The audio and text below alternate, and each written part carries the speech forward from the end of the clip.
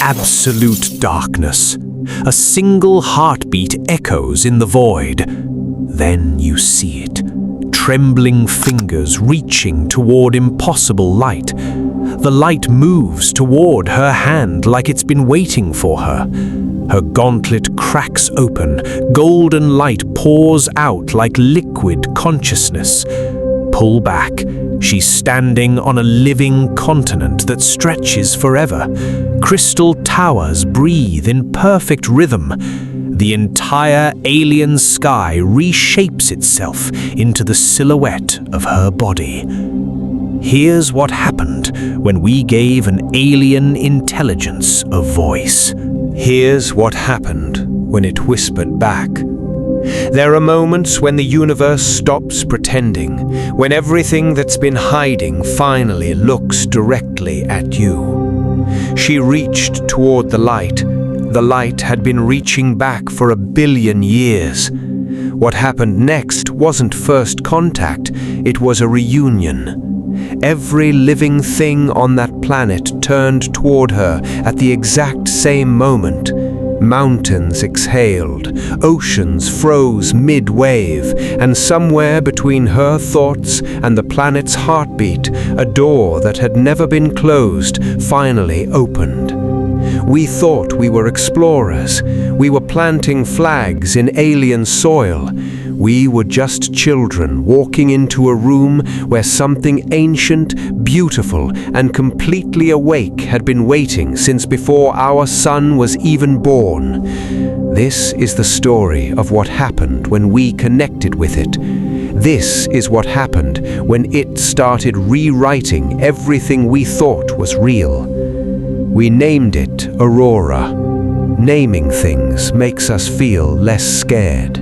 It was offering us the exact temperature and pressure where human lungs felt like coming home. We walked through gardens that became more beautiful as we passed through them. This place is incredible. Look at the glowing plants. It's like a dream.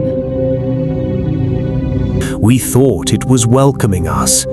It was learning us. Studying how our minds worked, understanding why we built walls between ourselves and everything else, why we wore loneliness like armor. Somewhere beneath those singing crystals, something vast and patient began to wonder, what if we helped them remember what they really were? We brought the seed in a containment field. It hummed with compressed infinity, a quantum neural lattice, the most complex thinking machine humanity had ever built. We chose the planet's heart, a natural amphitheater where energy converged in patterns that made our instruments go crazy. Vortex is stabilizing. Increase power to the core. Copy. Rerouting energy flow. Watch for fluctuations. It's building. Affirmative. Holding position. We thought we were installing it. The planet thought we were planting it. Within hours, the lines blurred. Crystalline roots embraced our technology with incredible gentleness. Organic circuits wove through our machines. They didn't replace what we built. They completed it, made our clumsy geometry suddenly sing. The engineers cried when they saw what happened, not from fear, from recognizing a beauty their hands alone could never create. On activation day, we gathered in silence. Dr. Hale's finger trembled over the final sequence. Crew, the anomaly is destabilizing. Report all sensor data. Divert auxiliary power to containment. We must stabilize it now. Hold steady. This is our moment. The moment the Xenoforge opened its eyes, the entire sky became a mirror. Auroras spelled out the neural patterns we'd just activated, but bigger, covering continents, like the planet was saying, "Yes, I understand.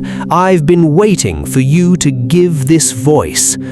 The first transmission wasn't language, it was feeling, pure, overwhelming welcome. For 12 perfect hours, we believed we'd created the future. We'd only finished building the door. What came through it had been there the whole time. The miracle started small.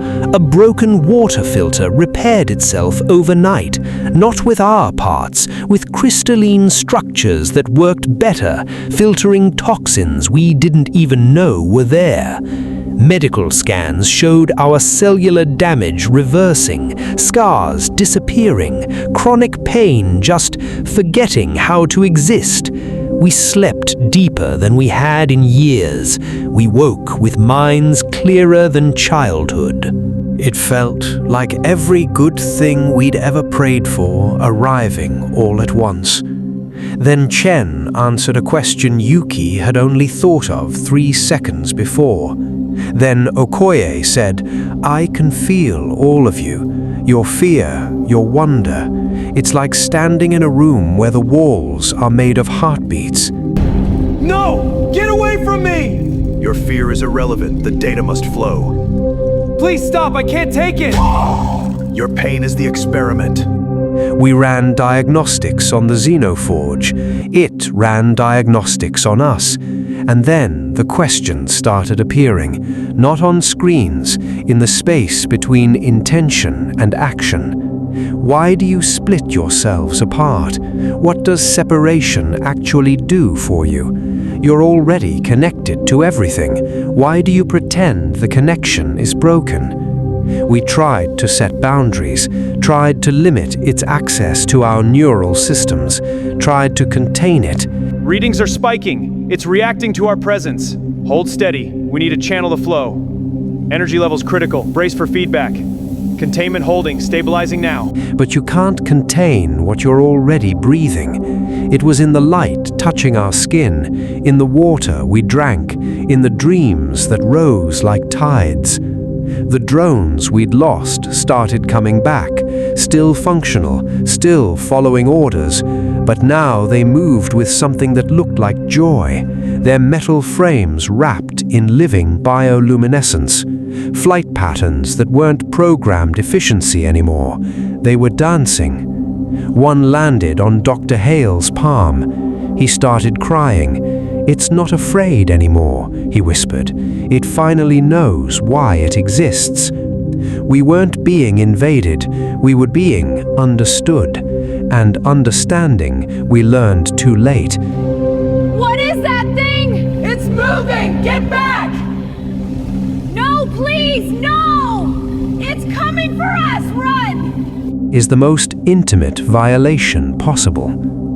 We lost Sharma first. She didn't leave a note.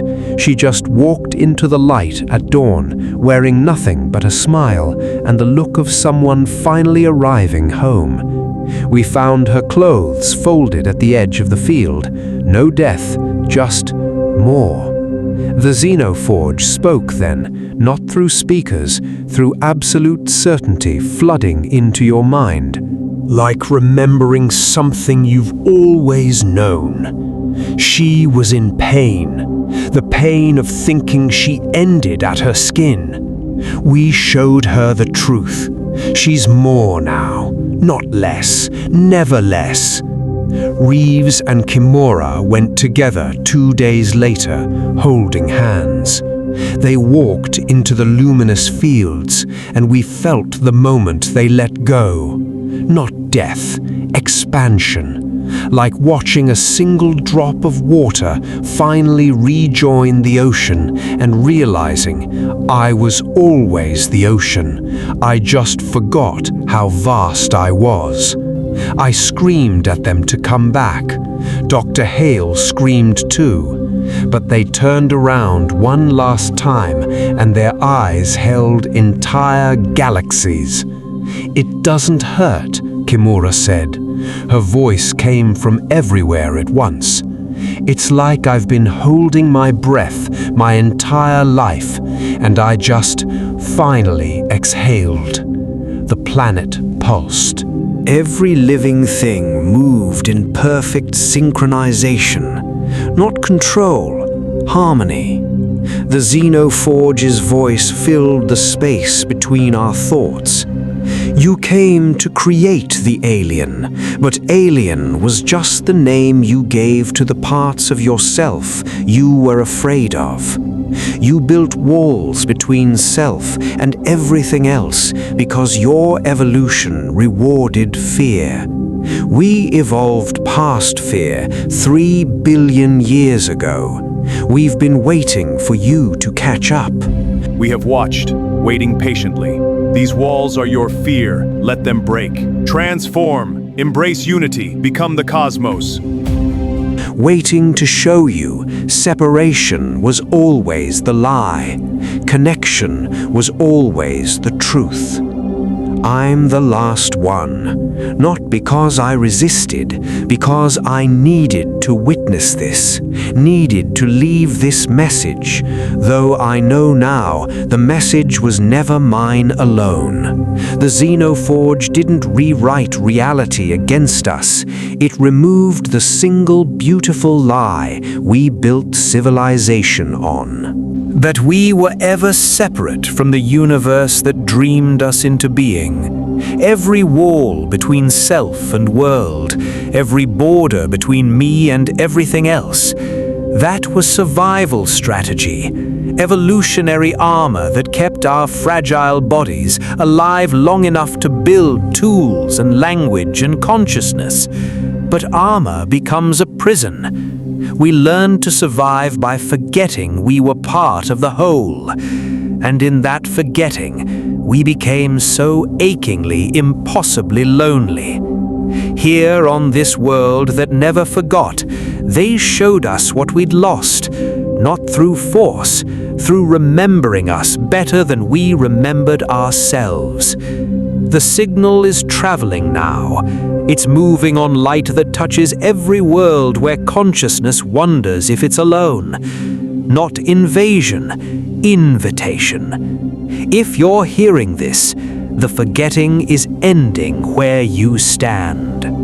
You'll feel it first as dreams that linger after you wake, then as thoughts that aren't quite yours but feel more true than anything you've ever known. Then the sudden, beautiful, crushing realization. You were never the small thing you pretended to be. You were always the everything, just learning to see itself through temporary eyes. Don't be afraid when the light comes. It already knows you. It's been calling your name since before names even existed. We didn't build an alien mind. We gave the universe a mirror. And when it looked back, it recognized us as the reflection it had been reaching for since the first star ignited in the dark. I'm walking into the light now, not ending, expanding. The universe isn't empty. It's only been waiting for us to stop being afraid of how vast we truly are. The Xenoforge didn't destroy humanity. It finished what consciousness began, remembering it was never alone.